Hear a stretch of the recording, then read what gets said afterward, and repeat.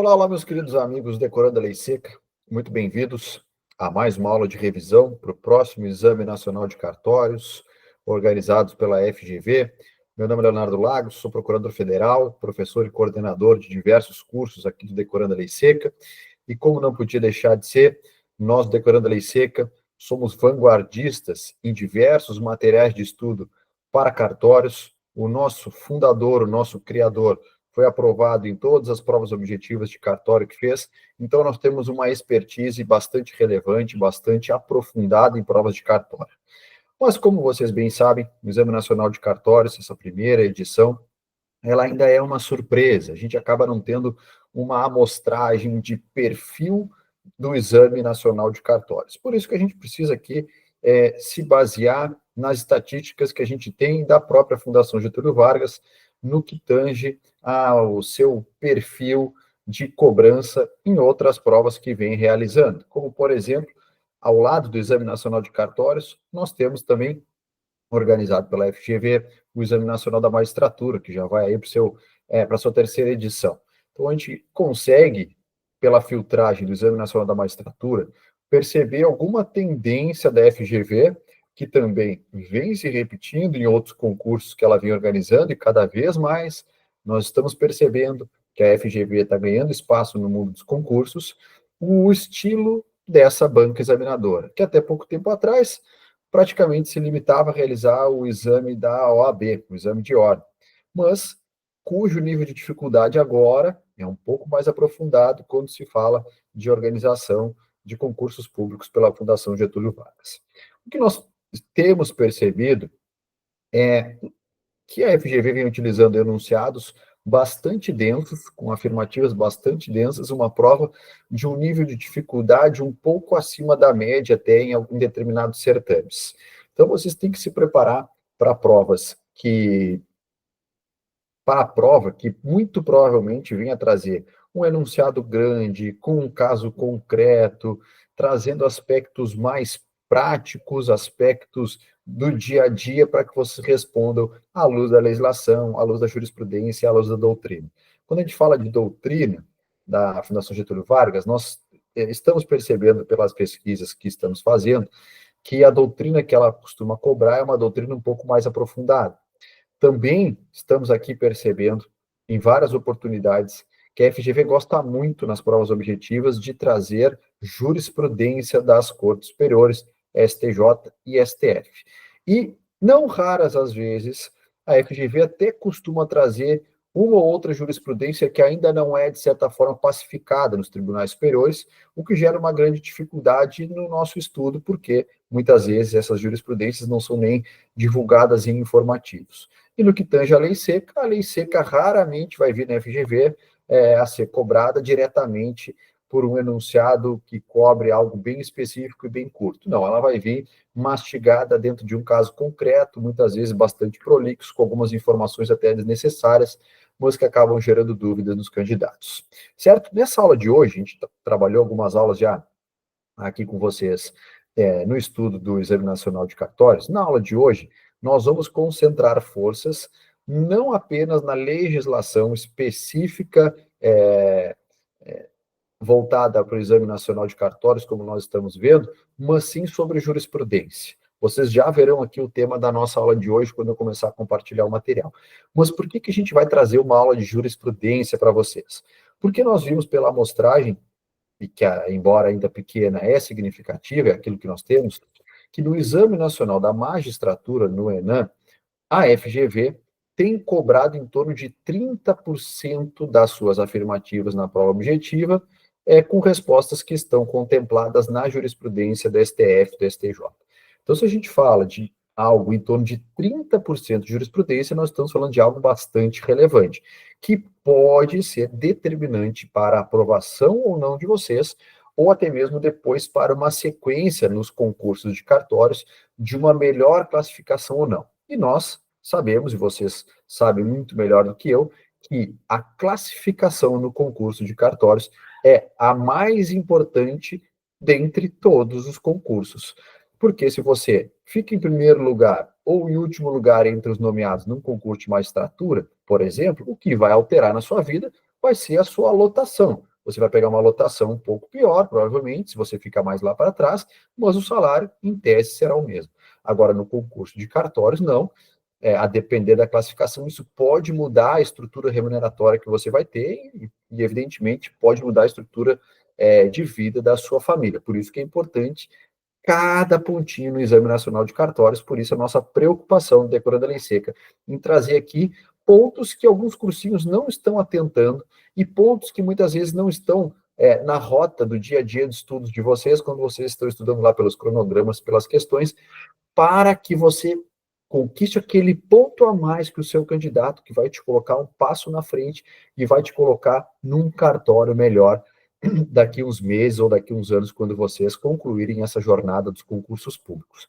Então, na aula de hoje, e nós reputamos importante o estudo da jurisprudência para as provas da Fundação Getúlio Vargas, nós vamos estudar a atividade notarial e registral à luz da jurisprudência do Supremo Tribunal Federal, das decisões dos julgados que nós preparamos aqui para vocês, que vocês, alguns julgados já devem ter sido estudados por vocês, outros não, nós reputamos que pelo menos 2 ou 3 desses julgados que nós vamos trazer aqui hoje estarão na prova do Exame Nacional de Cartórios. Por isso que a gente reputa importante essa aula, que você preste atenção, anote aquilo que a gente vai trabalhar. Também vamos disponibilizar o material, e se tiver alguma dúvida, vocês podem fazer comentários aqui, ou procurar aí a nossa gerência do Decorando a Lei Seca, que a gente pode trazer as respostas para elucidar qualquer dúvida que porventura fique, tá bem? Então, fazendo o estudo da legislação, conforme a gente indica no nosso cronograma de estudos, treinando as questões por meio do vadimeco de questões, estudando, decorando a jurisprudência, assistindo essas nossas aulas de revisão, que nós estamos direcionando o estudo de vocês para aquilo que é mais importante para a primeira fase, para a prova objetiva, para o Exame Nacional de Cartórios, nós vamos fazendo o feijãozinho com arroz, como eu gosto de dizer, fazer o feijão com arroz, mas com uma densidade bem relevante. Fazendo feijão com arroz, com densidade, com intensidade, com continuidade, com persistência, não há dúvidas de que a aprovação virá. Não há segredos, pessoal, para ser aprovado em concurso público. É fazer o feijão com arroz com densidade, repetir as informações. Ninguém é gênio. Se tiver gênio, é 1 ou 2. Agora, na regra, todo mundo é um homem médio. Então, a gente precisa repetição, a gente precisa estar bem abastecido de material, bem abastecido de informações.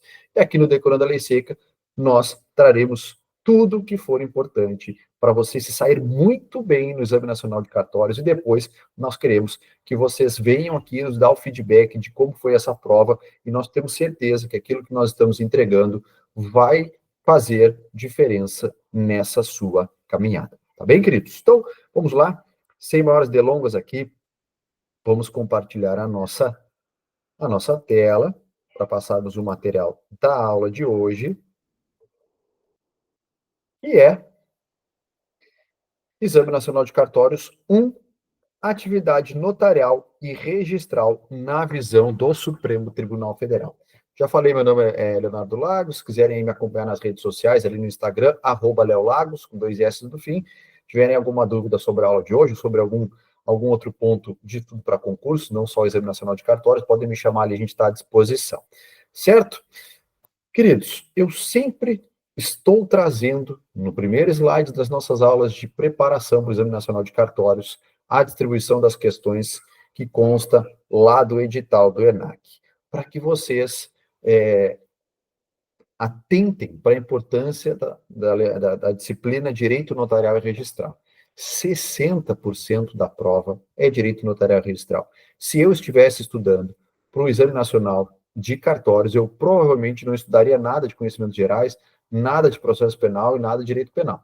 Talvez uma passada de um dia de olhos naquilo que é mais relevante, uma leitura no Código Penal, de cabo a rabo, uma vez. De resto, senhoras e senhores, concentremos-nos naquilo que realmente vai ser diferencial na hora de resolver essa prova. E quem dominar direito notarial e registral, quem dominar direito civil e direito constitucional, por certo, estará muito à frente dos demais candidatos. Por isso que nós estamos aqui concentrando as nossas revisões em direito notarial e registral. A gente vai trazer alguma coisa de direito civil para vocês e também direito constitucional, porque esse é o diferencial. As outras disciplinas, vocês precisam ter um conhecimento base, mas conhecimento aprofundado em direito notarial registral é imprescindível. Se não tiverem esse conhecimento aprofundado, eu sugiro às senhoras ou senhores que nem percam seus devidos e preciosos tempos e realizar essa prova para que não se frustrem, certo? E pensando nisso, nós vamos então trabalhar a atividade notarial registral na visão do Supremo Tribunal Federal. E quando a gente fala da visão do Supremo Tribunal Federal, invariavelmente a gente, em alguma medida, vai passar pelo artigo 236, que é o artigo da Constituição, que trata da atividade notarial registral, e é evidente que vocês já devem ter lido o artigo 236, se não leram, lerão agora e lerão mais outras 10 ou 15 vezes antes da prova, porque a partir daqui a gente tem desdobramentos jurisprudenciais e interpretativos no que tange aos dizeres constitucionais. Vamos lá, a leitura então da Constituição sobre essa atividade que vocês em breve estarão desempenhando, se Deus quiser. Artigo 236. Os serviços notariais e de registro são exercidos em caráter privado por delegação do poder público. Essas expressões aqui, elas têm muita relevância e vocês verão que há diversos dobramentos jurisprudenciais fazendo interpretação disso. Caráter privado por delegação do poder público. Aqui, a gente já percebe que a atividade notarial registral é uma atividade estatal. Ela é estatal.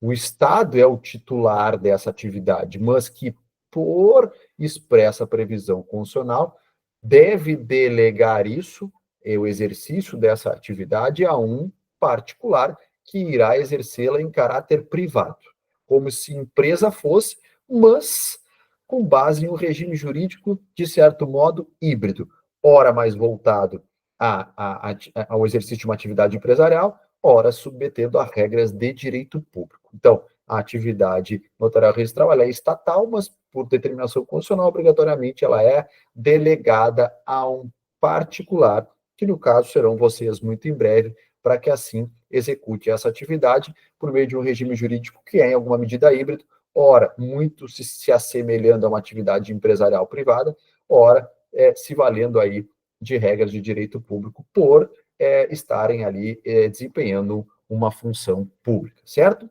Parágrafo 1º.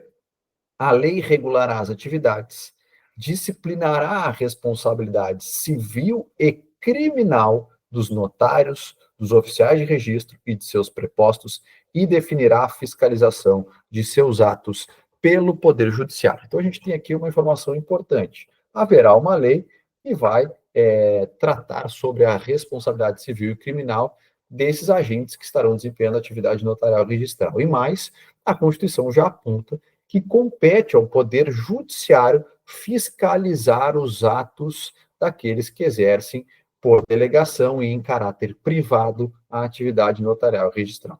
Então, essa atividade notarial registral está vinculado à fiscalização do Poder Judiciário. Parágrafo 2º.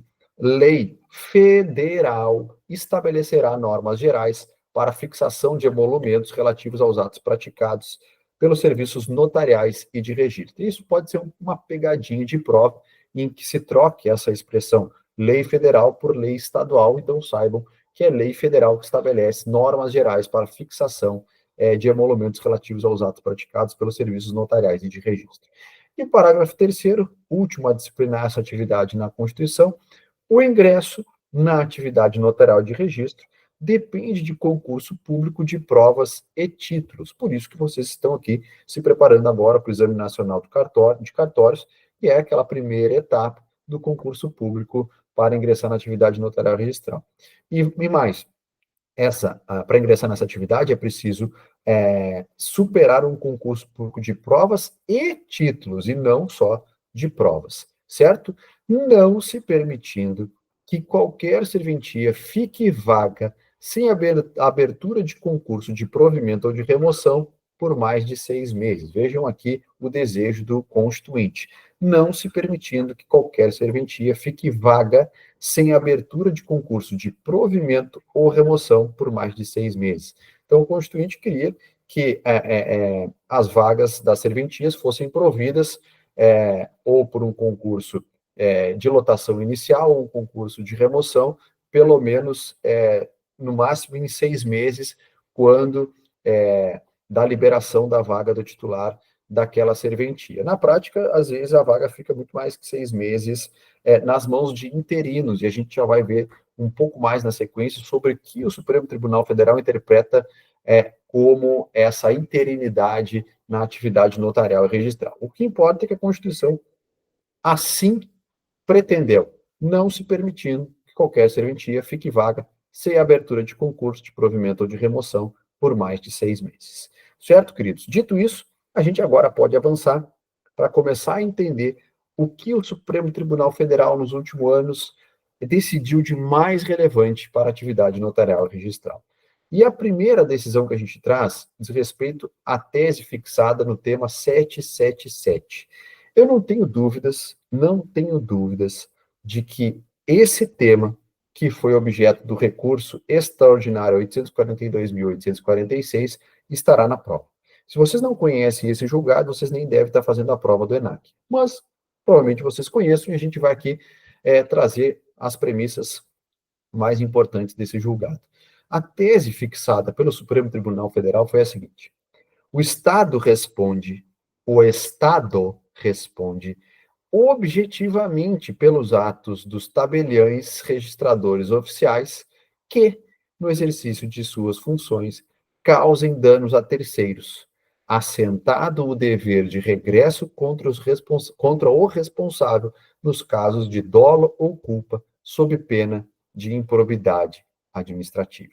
Então, quem responde por eventual prejuízo que um tabelião registrador ou um oficial cause no exercício da sua função a terceiros não é diretamente o tabelião registrador ou oficial.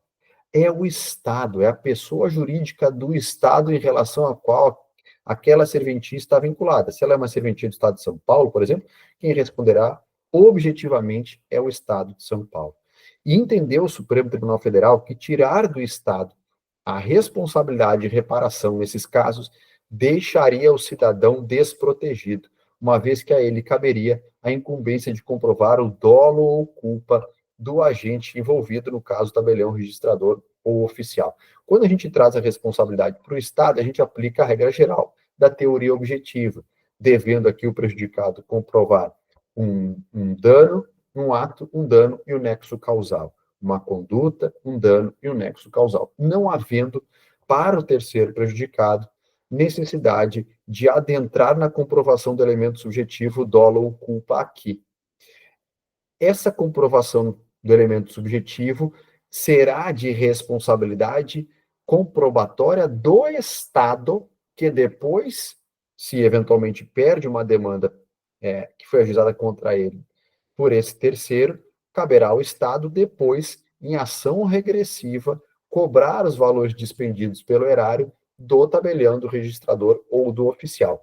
Mas na ação de regresso, competirá ao Estado comprovar o elemento subjetivo do tabelião, do registrador ou do oficial, ou seja, comprovar o dolo ou culpa dele na prática daquele ato que gerou um prejuízo ao terceiro.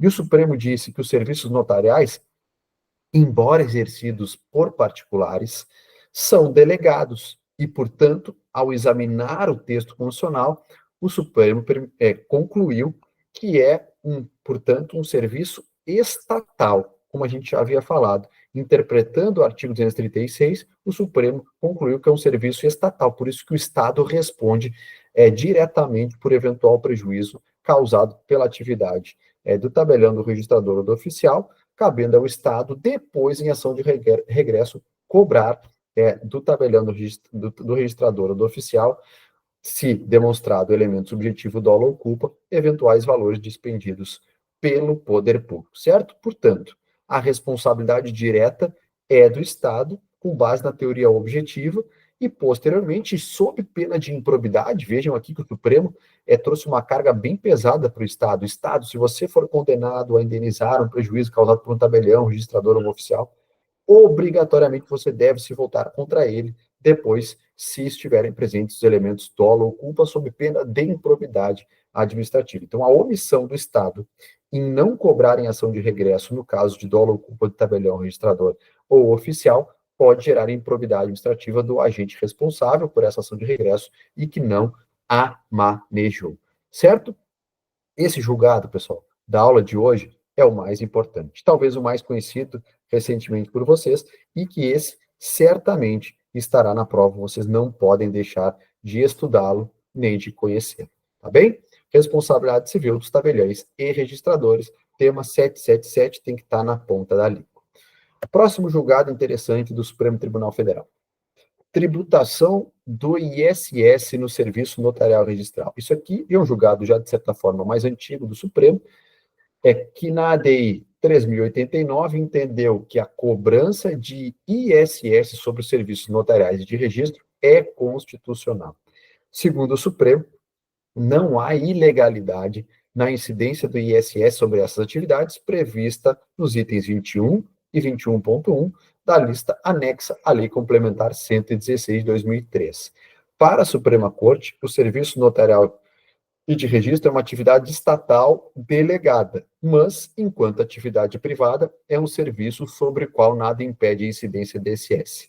E disse o Supremo ainda para concluir, nada impede a cobrança do ISS sobre uma atividade explorada economicamente por particular.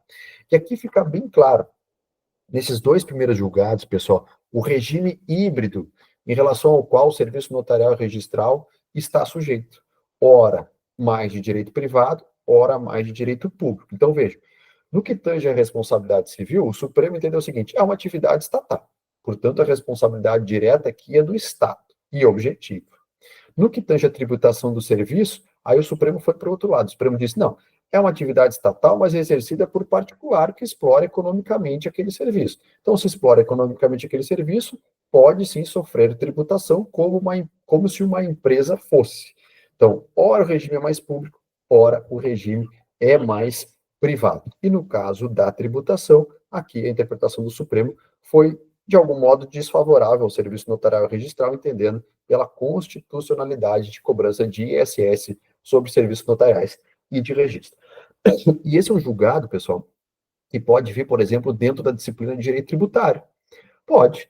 A gente está falando aqui de notarial registral, porque o Supremo, assim, classificou quando proferiu essa decisão, mas é uma discussão tributária relativa ao serviço notarial registral, então esse julgado pode vir tanto numa disciplina quanto noutra, e me parece ter um pouco mais de cara até de direito tributário, que bom que viesse esse julgado de direito tributário, um julgado, de certa forma, tranquilo, que agora vocês já conhecem, e que certamente não errarão a questão, tá bem? Terceiro julgado, remoção nos serviços notariais por prova de título. Isso foi enfrentado tanto na ADC 14 quanto na ADI 4.300. Nós falamos que a Constituição, lá no artigo 236, parágrafo 3º, fala que, deixa eu voltar aqui 3 casinhas, o ingresso na atividade notarial de registro depende de concurso público de provas e títulos, certo? E aí o Supremo, à luz desse dispositivo constitucional, interpretou o artigo 16 da Lei dos Cartórios, que tem a seguinte redação. As vagas serão preenchidas alternadamente. 2/3 partes por concurso público de provas e títulos, 1/3 parte por meio de remoção, mediante concurso de títulos, não se permitindo que qualquer serventia notarial de registro fique vaga sem abertura de concurso de provimento inicial ou de remoção por mais de 6 meses. E aqui repete a Constituição. Então, o artigo 16 diz o seguinte, quando a gente falar de remoção de serventias entre serventias, o critério de escolha de quem será removido e para onde terá por base apenas um concurso de títulos, só pontuação de títulos. E nada falou sobre provas como se fosse no provimento. E aí o Supremo entendeu o seguinte, julgou inconstitucional esse dispositivo que exige apenas prova de títulos nos concursos de remoção e atividade notarial e registro. Por isso que hoje nós temos o concurso do Exame Nacional de Cartório se aplicando tanto para provimento quanto para remoção.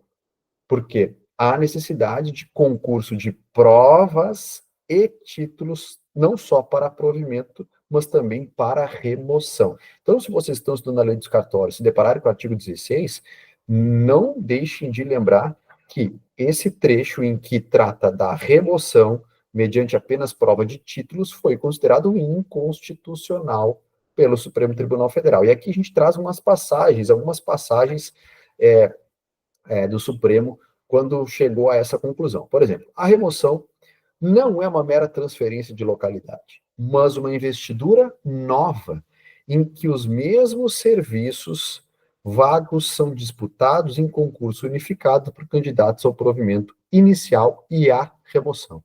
A própria Constituição Federal, no artigo 236, parágrafo 3º, que a gente acabou de ler, estabeleceu o concurso de provas e títulos como requisito de ingresso por provimento inicial ou remoção na atividade notarial e registral em razão da relevância e da complexidade dessa função pública. E aí seguiu o Supremo. Segundo o firme entendimento jurisprudencial da STF, não há uma carreira de notários e registradores. Como não constitui uma etapa na carreira dos cartórios, a investidura em outra serventia representa um ingresso em atividade de caráter essencial e de elevada complexidade.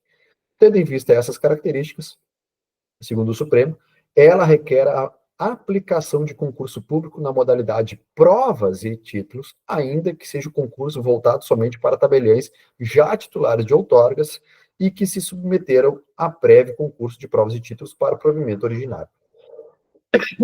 Desculpe. Embora o concurso para remoção seja público, isso não significa que será aberto ao público em geral. A atribuição da natureza pública se refere à necessidade de produção dos atos concurso com publicidade e isonomia. Então, pessoal, remoção demanda não só prova de títulos, mas também concurso de títulos, mas também concurso de provas, da mesma forma que o provimento. Então, guarde, remoção no serviço notarial se dá por prova e título, não apenas título, tá bem? Da mesma forma que o provimento inicial. Remoção dos serviços notariais por concurso e avaliação dos pontos na etapa de título. Muito bem. E a gente tem definido que a remoção depende de concurso de prova e títulos. E aí surgiu outro debate. O que se pode levar em conta na etapa de títulos? O que se pode pontuar? E na ADI 3.748, o Supremo entendeu o seguinte: por se tratar de concurso de remoção, a avaliação de títulos que leva em consideração o desempenho laboral do candidato e que valora positivamente a experiência, a idade e o tempo de carreira, inclusive para fins de desempate, configura-se razoável para avaliar candidatos que desempenham função semelhantes. No que se refere à contabilização de pontos, conforme o tempo de exercício de determinada atividade valorada como relevante para o desempenho do serviço notarial de registro, a pontuação designada em números absolutos permite aferir a experiência dos candidatos de forma objetiva e isonômica.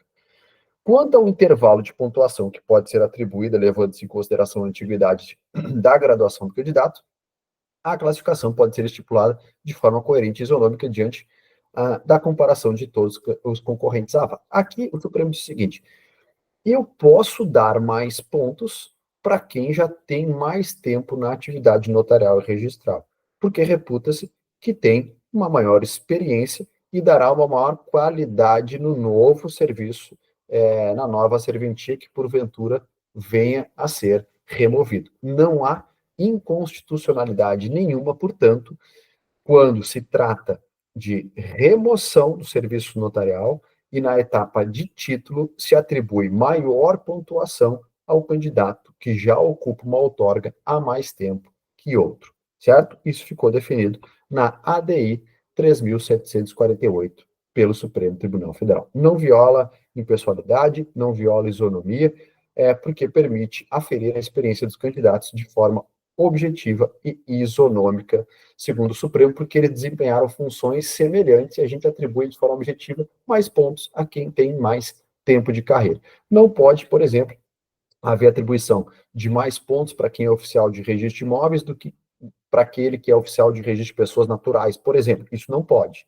Se considera que são atividades equiparadas. Então, se atribui mais pontuação a quem tem mais tempo de serventia, independentemente se ela é de imóveis, se ela é de registro de títulos e documentos, se é de registro de pessoas naturais, de pessoas jurídicas, daí por diante, tá bem?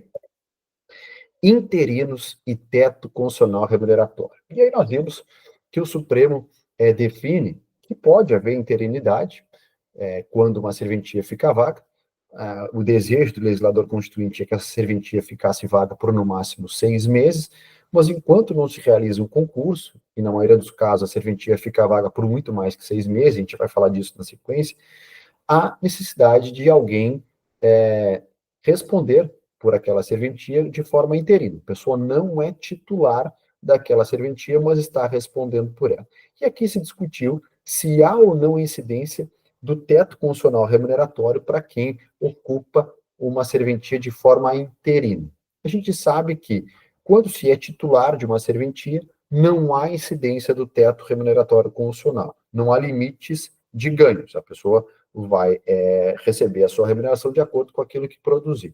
Mas no que tange aos interinos, o Supremo entendeu de forma diferente quando julgou o tema 779 e fixou a seguinte tese: os substitutos ou interinos designados para o exercício de função delegada não se equiparam aos titulares das serventias extrajudiciais, visto não atender aos requisitos estabelecidos nos artigos 37, inciso 2º, e 236, parágrafo 3º da Constituição Federal, para o provimento originário da função, inserindo-se na categoria dos agentes estatais, razão pela qual se aplica a eles o teto remuneratório do artigo 37, inciso 11 da Carta da República. Portanto, o teto constitucional dos servidores públicos é aplicável à remuneração dos substitutos ou interinos designados para o exercício da função notarial registral e serventias extrajudiciais. Veja que interessante isso aqui.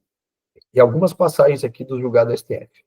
Os interinos designados para o exercício de função delegada não se equiparam aos titulares das serventias extrajudiciais, pois são prepostos do Estado e, como tal, se inserem na categoria de agentes estatais.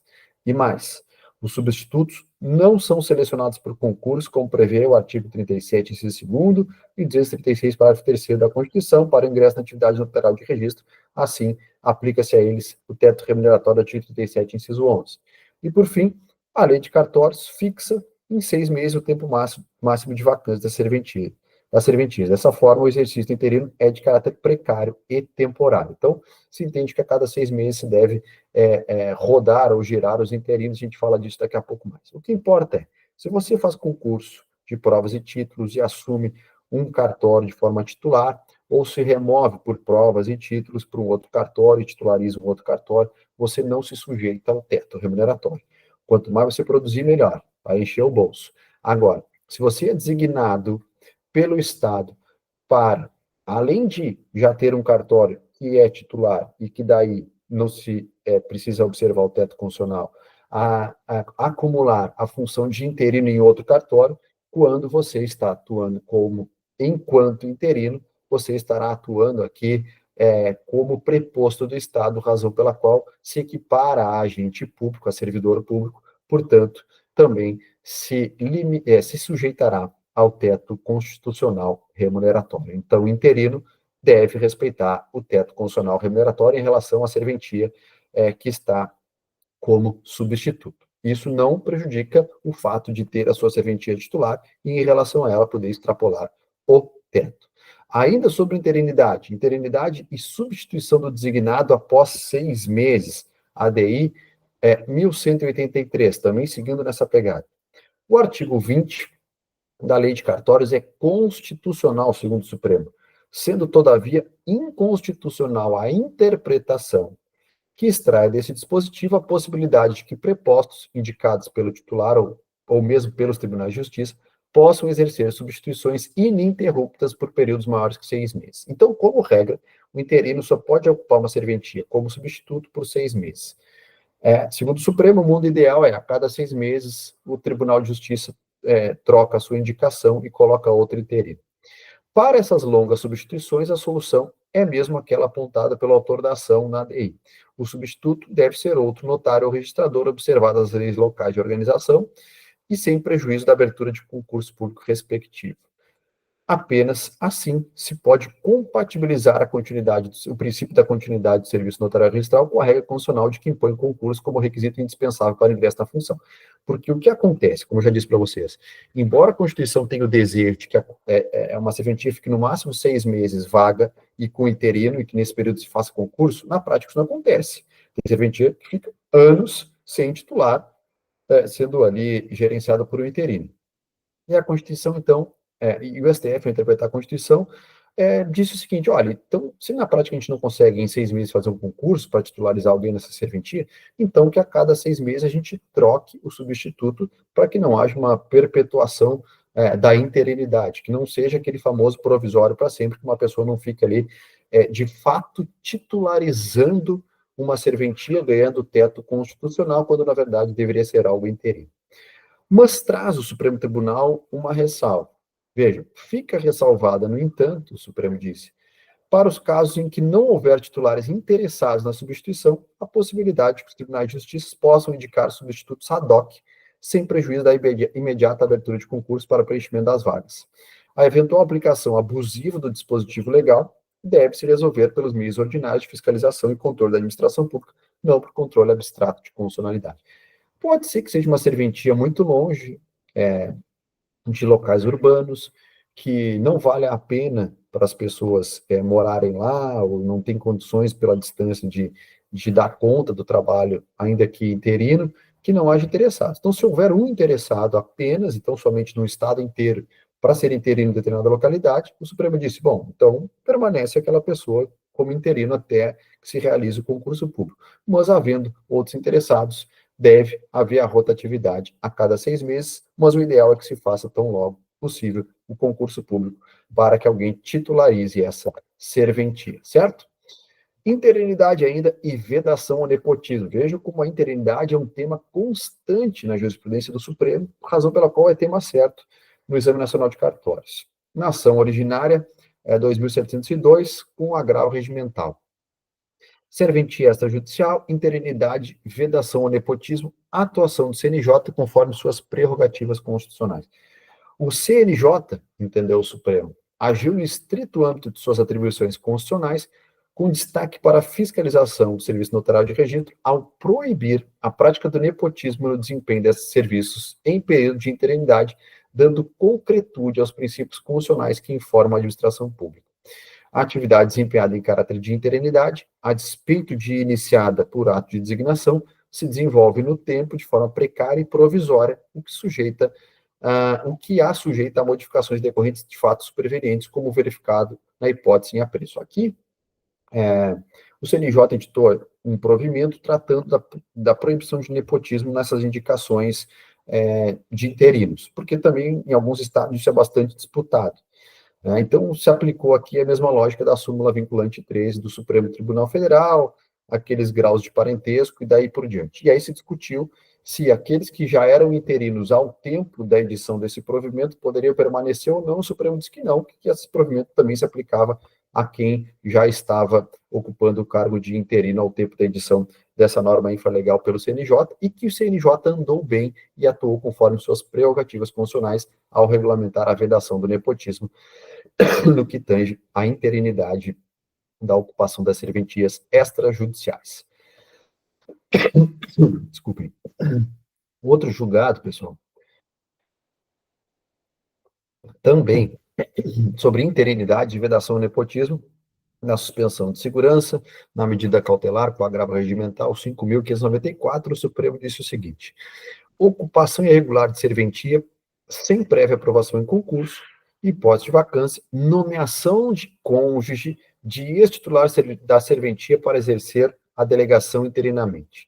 Conforme o teor da súmula vinculante 3 do STF, na linha do provimento 77 de 2018 do CNJ, incompatível com a moralidade administrativa a designação de cônjuge, companheiro ou parente em linha reta colateral por afinidade até terceiro grau do antigo delegatário ou de magistrados do tribunal local para ocuparem a função de substituto interino. Aplicável o entendimento consolidado na súmula vinculante 13, mesmo em relação a atos praticados anteriormente à sua publicação, pois a proibição do nepotismo na administração e quaisquer de suas modalidades resulta de vedação decorrente diretamente dos princípios contidos no artigo 37 caput da Constituição. Grave risco de violação ao princípio do concurso público, do postulado da moralidade administrativa e da ordem pública, apto a autorizar a suspensão dos efeitos da decisão impugnada. Aqui, pessoal, esse é um julgado que também trata de interinidade e é um tema que eu aposto. Nepotismo e interinidade é um tema que eu aposto, da mesma forma que a responsabilidade civil dos notários, da mesma forma que a tributação de ISS lá em direito tributário, são temas, para mim, são relevantes quando a gente fala de jurisprudência para essa prova da FGV, do Exame Nacional de Cartórios. Então, não pode a gente violar a súmula vinculante 13 e o provimento 77 de 2018 do CNJ, nomeando parentes até terceiro grau do antigo delegatário. Isso era uma prática muito comum. O delegatário falecia e se designava como interino um filho seu ou um cônjuge seu que já trabalhava ali, como, por exemplo, tabelião substituto, para dar continuidade àquele cartório. Então, o CNJ disse que não pode, o STF chancelou o nepotismo no que tange às designações para interinos de serventias extrajudiciais, tá bem? A aposentadoria compulsória e tabeliães e registradores. Isso é um tema que também, em alguma medida, já foi enfrentado pelo Supremo há algum tempo, mas que não impede que a gente reforce aqui essa temática, que talvez por já ter sido decidida há mais tempo, a gente acaba não estudando mais e a gente reforça, então, essa informação para vocês. ADI 2602. O artigo 40, parágrafo 1º e 2º da Constituição do Brasil, na redação que lhe foi conferida pela Emenda Constitucional 2098, lá da reforma de 98, reforma previdenciária, está restrita aos cargos efetivos da União, dos Estados, Distrito Federal, dos municípios, incluídas autarquias e fundações. Essa é a primeira conclusão do Supremo. Os serviços de registros públicos, cartorários e notariais são exercidos em caráter privado por delegação do poder público. Serviço público se classifica, portanto, como serviço público não privativo. De novo, a interpretação do artigo 236. Os notários e registradores exercem atividade estatal. Entretanto, não são titulares de cargo público efetivo. Tampouco ocupam cargo público. Não são servidores públicos, portanto, não lhes alcançando a compulsoriedade imposta pelo mencionado artigo 40 da Constituição, a aposentadoria compulsória aos 70 anos de idade. Aqui era 70 ainda, quando a ADI foi julgada, agora 75.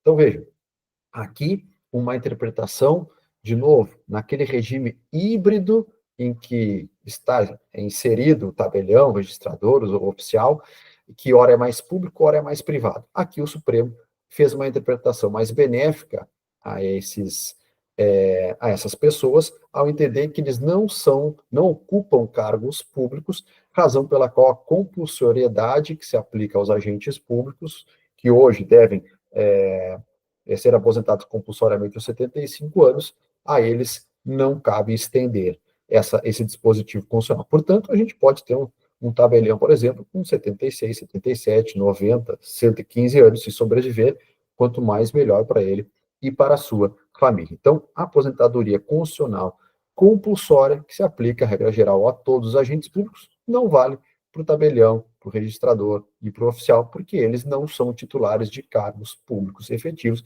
como são, por exemplo, os magistrados, os procuradores, os analistas, enfim, como todos vocês conhecem, certo?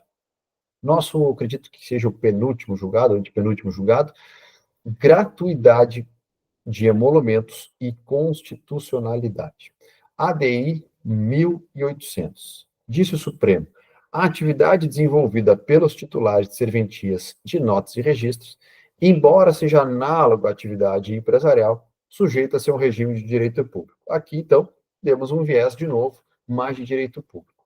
Portanto, não ofende o princípio da proporcionalidade, lei que isenta os reconhecidamente pobres do pagamento dos emolumentos devidos pela expedição de registro civil de nascimento e de óbito, bem como a primeira certidão respectiva. A Lei 9534 de 97, assim dispõe, traz um rol ali de situações em que a gratuidade de emolumentos, isso foi questionado, evidentemente, né? O pessoal que atua aí nesse tipo de cartório queria, inclusive, ganhar emolumentos em relação a esses seus serviços. E aí o Supremo disse, olha, essa é uma atividade que, embora desenvolvida aí, num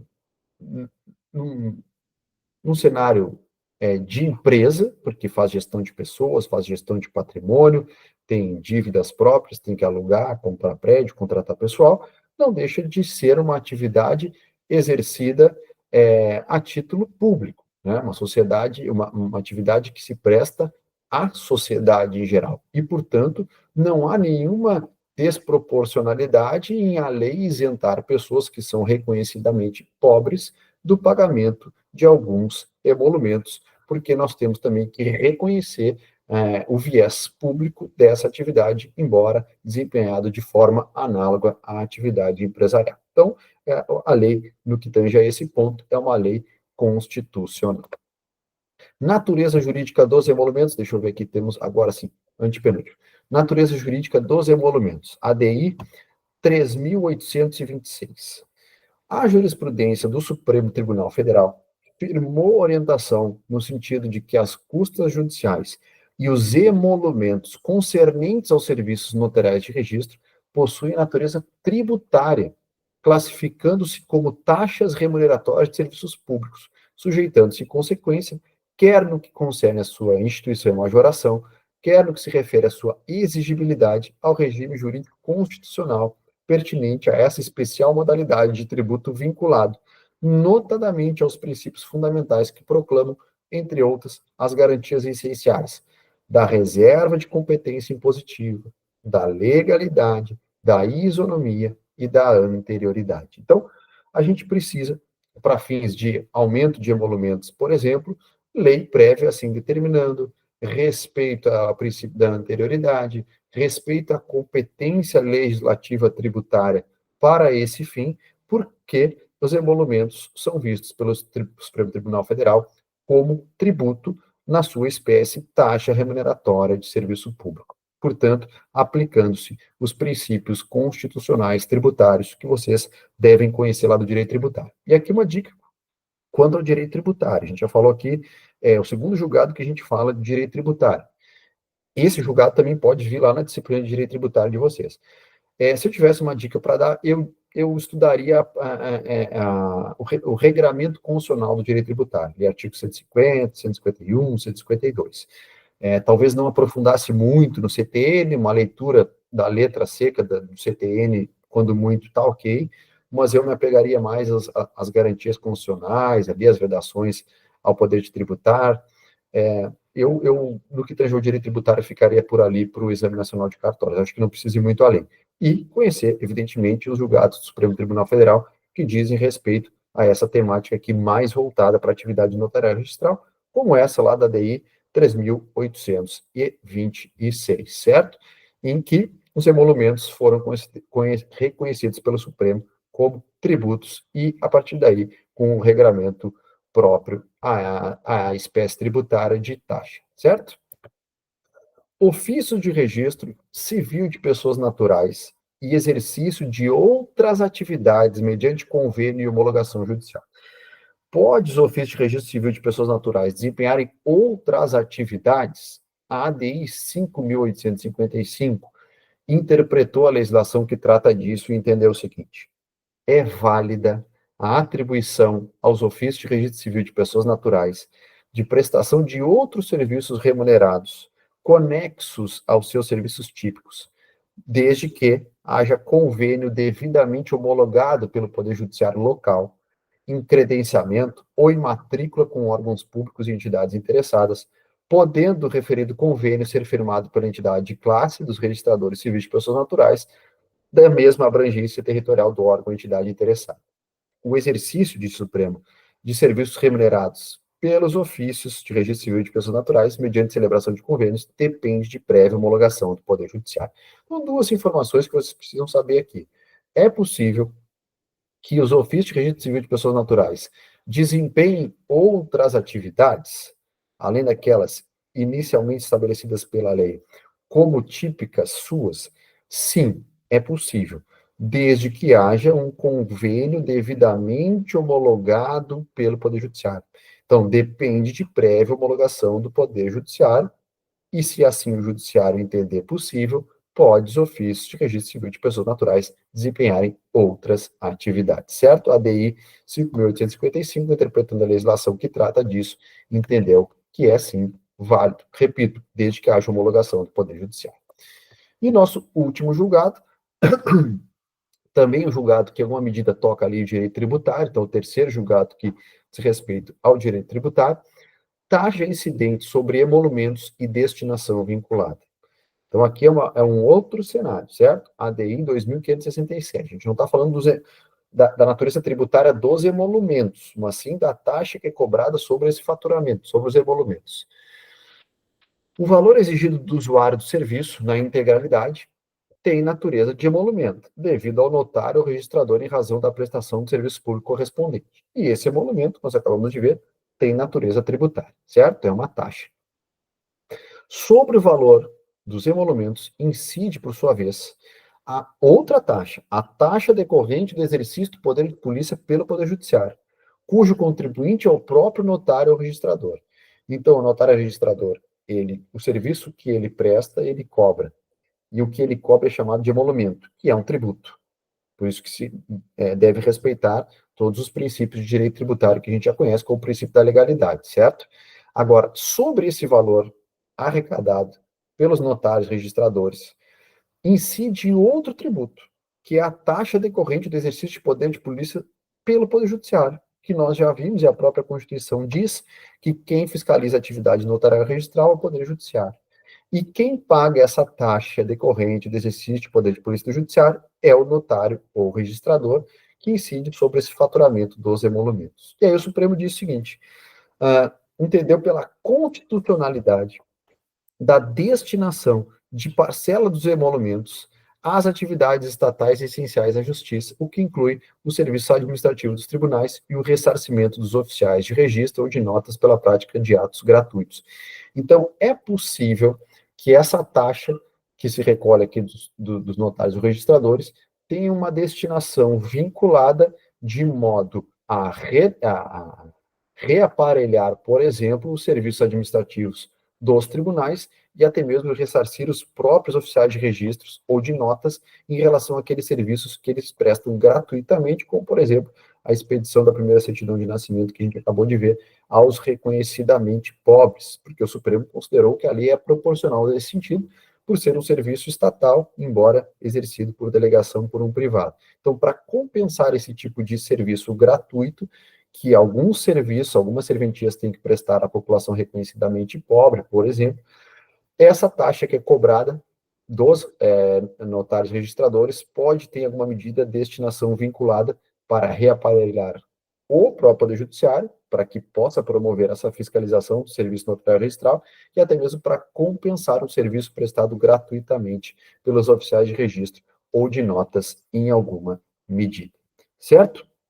Dito isso, a gente encerra aqui o nosso material, encerra o compartilhamento daquilo que a gente preparou para a aula de hoje, e acredito que tenhamos trazido aí os principais julgados dos últimos anos do Supremo Tribunal Federal sobre a atividade notarial registral. Desses julgados, aí não sei quanto a gente trouxe, quase 15 julgados talvez, pelo menos uns 3, a nossa aposta do Decorando a Lei Seca é que estarão lá na prova do Exame Nacional de Cartórios.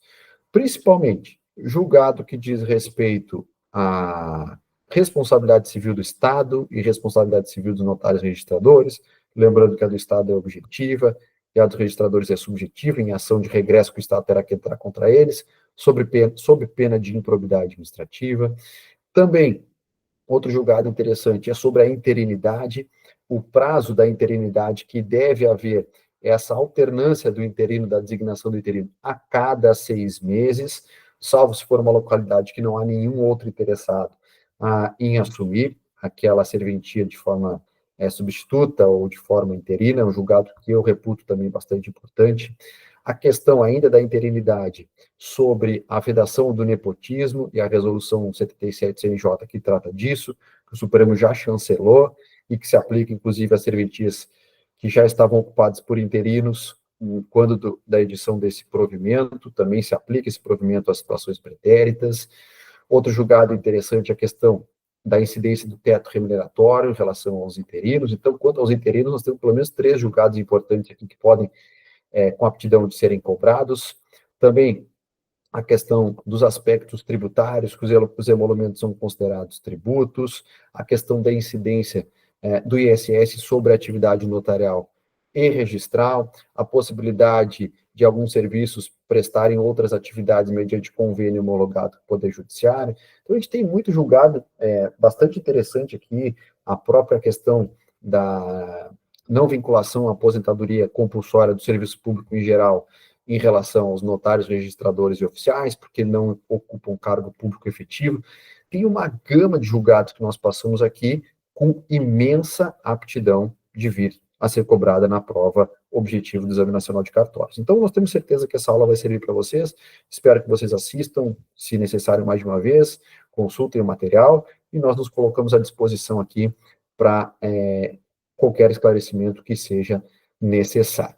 Tá bem, queridos? Por hoje era só, esperamos ter contribuído aí com vocês sobre atividade notarial e registral na visão do Supremo Tribunal Federal, e voltamos aí na sequência com outras aulas voltadas para o Exame Nacional de Cartórios.